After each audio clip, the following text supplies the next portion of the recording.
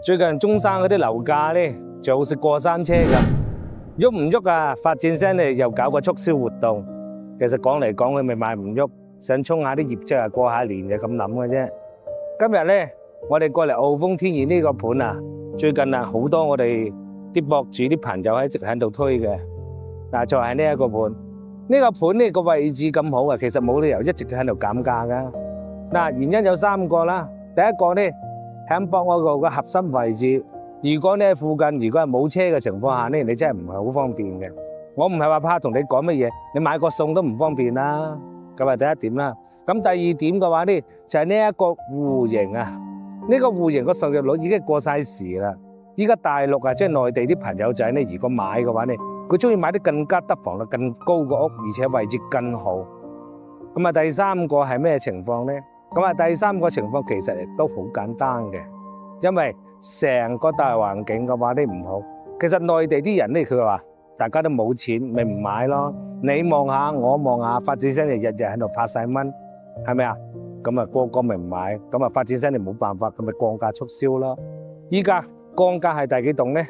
嗱，跟住我哋入去睇完先講啦，等下先同你哋講第幾棟，好嘛？今日呢就係呢一個澳豐天然澳門開發商開發噶啦，跟住個鏡頭嚟行啦。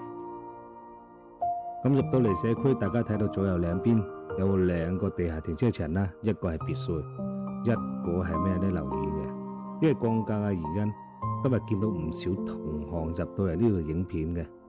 咁啊，阿肥佬依家用緊穿越機啊，咁啊慢慢帶你嚟睇下圈磚啦。因為接落嚟嘅話呢，我哋就有一個實地考察，即係對呢一個已經收樓咗呢一個社區個管理服務如何啊？因為作為中山嘅市中心，即係博愛路嘅話核心位置咧，大家咁講啦。咁啊，呢一個樓宇呢，開盤到至今為止呢，從嗰個咩呢？從嗰個唔係現樓啊，依家就賣成係現樓啦。咁啊，再到高峰期到咗依家嚟講嘅話呢，咁啊價位呢，整整係降咗接近1皮嘢咁多噶啦。咁啊，呢一個樓盤嘅話呢，我前面所講嘅有3點賣唔喐嘅原因啦，咁啊大家自己慢慢參考下啦。咁啊，目前對比咗周邊佢有冇性價比呢？其實我係認為佢係多多少少有啲性價比嘅，因為周邊目前嗰個價呢，同佢新嗰個價呢，其實唔會話相差太大嘅，但係大家可以參考下二手咯，係嘛？咁繼續跟住我哋鏡頭過嚟睇一次啦，咁啊我哋再倒翻嚟俾大家睇下。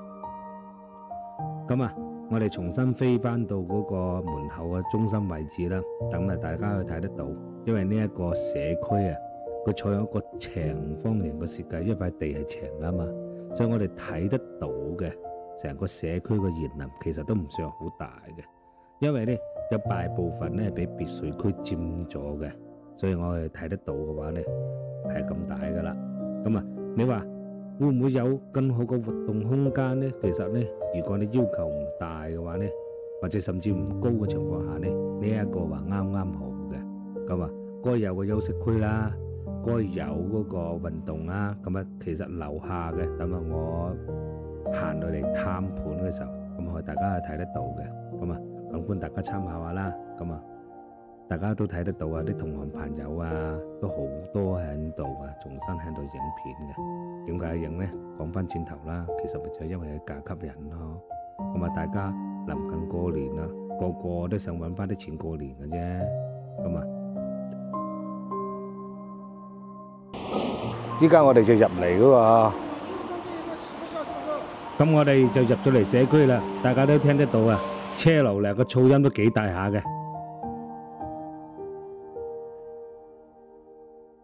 小區呢就唔算話好大，入到嚟啱啱呢有一個噴泉，睇嚟幾舒適同埋幾舒服嘅。因為我哋右手邊啊呢度啊係別墅區啦，所以成個花園以長方形嘅方式嚟設計嘅。嗱，我今日過嚟同大家探嘅話呢，唔係探乜嘢，首先探下呢一個成個小區已經收樓嘅區域一個管理情況係點嘅。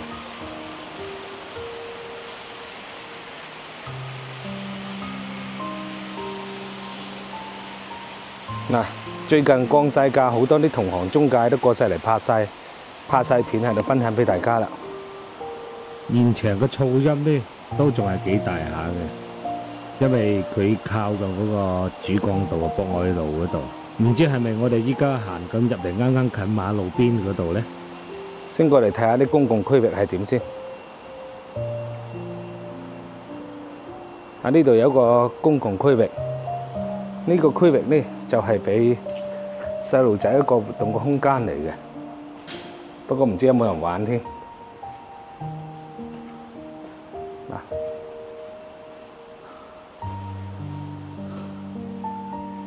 我諗平常時呢度住嘅人都唔多噶啦，睇到都幾乾淨啊，不過冇咩人玩。我哋再過嚟睇下啲細節上嘅管理個係點先。嗱，我哋依家嚟到1樓，嗱，呢度唔知點解有啲白色嘅灰喺呢一個位置，係咪裝修工倒瀉喺呢度咧？唔知。垃圾呢，目前係睇唔到咩垃圾嘅，都算係比較乾淨。因為好多社區啊，佢啲暗即係唔係好顯眼啲地方，都有多少垃圾係堆積住嘅。嚟，跟住我哋過嚟睇下。嗱，公共活動嘅空間呢，其實提供個位啊，即係休息區嘅話，其實都唔算多嘅。不過我唔知各位係點睇啦。不過都要睇埋佢啦。目前呢一棟已經係收咗樓㗎啦。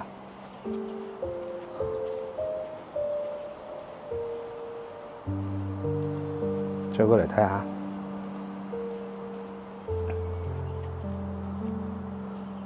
我哋目前喺樓下都係依然收到啲噪音嘅，因為近住個博愛路啊，個車流量都係相對比較大嘅，係咪？依家目前大家睇得到啦，呢度係一個博愛路啦。嗱，前面有個礦泉水樽喺呢度，不過整體嚟講嘅話呢，都係算係比較乾淨㗎啦。我哋繼續行，我哋唔行出邊啲比較明顯嘅。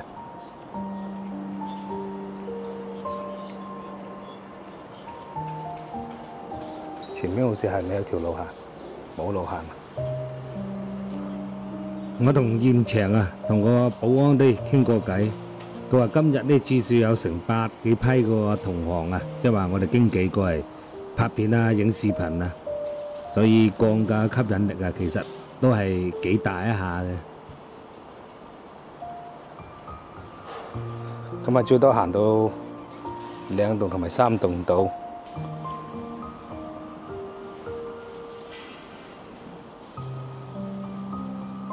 咁啊，依家降晒價啦，就多咗人睇，多咗人推。咁啊，畢竟去到10,800咁任揀，係咪呢個價會唔會吸引到你買咧？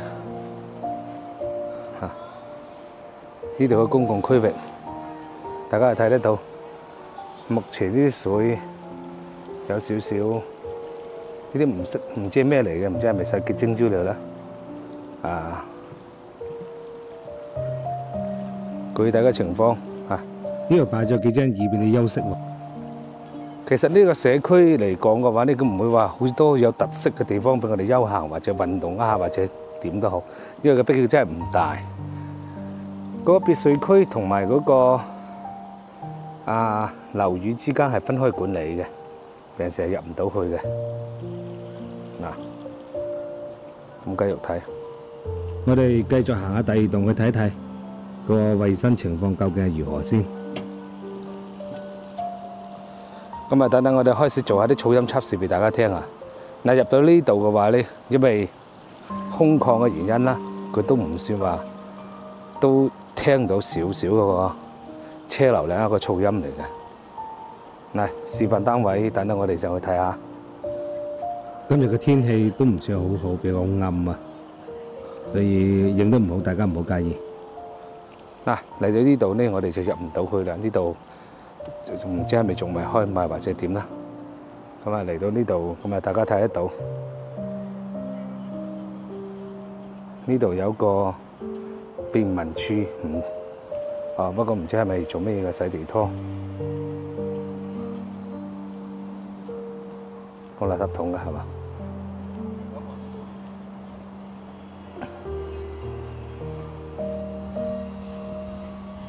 嗱，嚟到呢度，其實當時我已經影咗一次呢度噶啦，不過冇發出嚟同大家分享下啦。嗱，我哋目前可見到啲垃圾都有喺呢度嘅，見到未？唔知係咪裝修嘅原因，或者風大吹落嚟嘅？呢一個位置開下燈。嗱，平時唔知就因為冇咩人使用，因為平時處於一個關燈嘅狀態嚟嘅。嗱，呢個睇到打乒乓球啦，呢度行象棋啦，同埋呢度有個茶座休息室嚟嘅。不過個衞生情況，因為基本上冇乜人打理啊，所以個衞生情況嘅話，大家睇得到啦。我入咗嚟咁耐，我都未見到一個保潔，即係或者清潔阿姨喺度。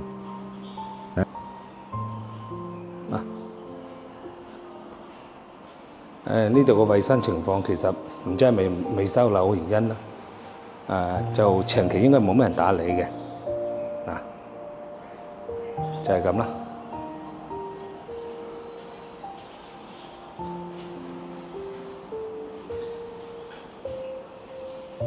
阿妹，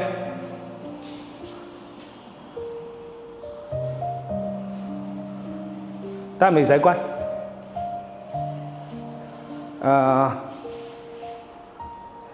啊，一樓我就睇晒啦，我哋依家準備睇二樓人品間咧。咁啊，大家最關注就係呢一個社區個戶型係點先。咁啊，大家睇到啊，兩梯四戶組成，120平方、104同埋89同埋88。咁啊，今次10,088平方呢，任揀呢都係啲細則為主嘅，亦都係各棟清晒啲尾貨。開發商呢諗住清晒啲尾貨過年啦。咁啊，大家先睇下我哋對每一個戶型嘅測量同埋得房率係幾多。咁啊，上面有個數據，大家參考一下啦。嚟，我哋睇翻我哋120平方先。呢一個戶型係南北通透嘅，亦都係我比較中意呢一個戶型。我哋過嚟睇睇廚房先。咁廚房呢，我哋實測嘅面積大約為4.85個方啦。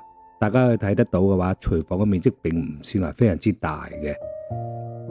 U 字型嘅設計，令得個廚房比較偏細少少，連個冰箱都放唔到太大㗎喇。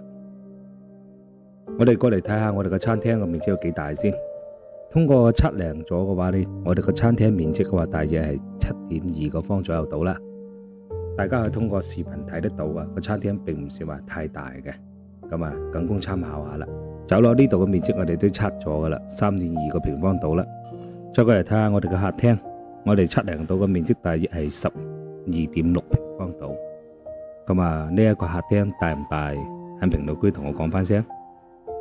好啦，睇完客廳咗之後嘅話呢，再睇下我哋個生活陽台啦。陽台嘅面積大約係4.89個平方啦，接近5個平方到啦。呢個面積其實都算係幾大下嘅，幾闊落下嘅。再睇翻我哋個主陽台，面積大約有8.3個平方度。呢一個主陽台嘅面積都算 OK 嘅。再過嚟睇下我哋第一間房，我哋測試到所得嘅面積大約6個平方度啦，朝北嘅。睇翻第二間房，面積約為9.2個方度啦。我哋再過嚟睇下第三間房，嗰個面積大約係6.4個方度。再轉翻主陽房呢度，主陽房大約係10個平方度啦。呢一個面積還算幾大下嘅。再過嚟睇下我哋個主位，主位嘅面積大約係差唔多4個方度啦。呢個面積都還算 OK 啦。睇翻主位咗之後呢，我哋睇翻公位，公位嘅面積係3.29個平方。咁大家覺得呢一個戶型最終嘅得房率係點？大家評價下。我哋再過嚟睇下104同埋89平方呢兩個戶型。其實呢兩個戶型一個係放大，一個縮細嘅啫。呢兩個戶型我就唔多介紹啦。我係將上面嘅得房率嘅話呢擺在視頻頂部嗰度，僅供大家參考一下。接落嚟嘅話呢，我哋準備睇下我哋88平方呢一個戶型個拆解同埋分析。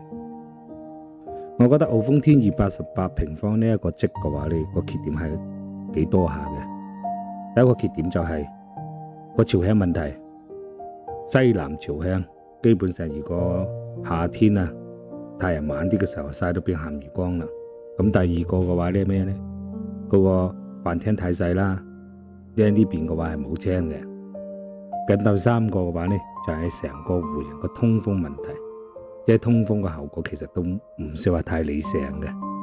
咁啊，第四個亦都係比較關注性嘅問題，就係個廚房啊，呢一個設計其實非常之唔理想嘅。因為點解咁講呢？細到真係冇晒脾氣。大家點睇呢個戶型呢？如果大家有咁好嘅建議，大家都可以直接 WhatsApp 我或者微信揾到我。我係肥佬，下期再見。